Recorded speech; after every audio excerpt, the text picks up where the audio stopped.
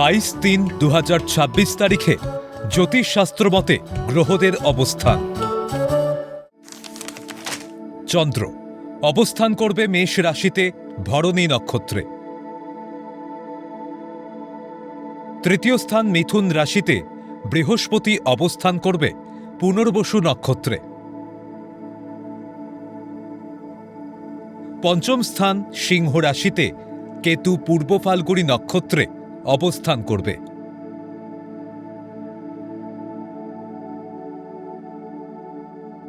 একাদশ স্থান কুম্ভ রাশিতে রাহু ও বক্রী বুধ শতভিষা নক্ষত্রে এবং মঙ্গল পূর্ব ভাদ্রপদ নক্ষত্রে অবস্থান করবে।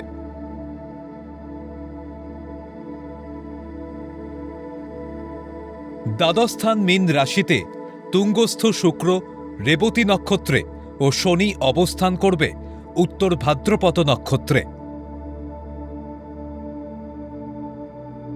এবং রবিও উত্তর ভাদ্রপদ নক্ষত্রে অবস্থান করবে।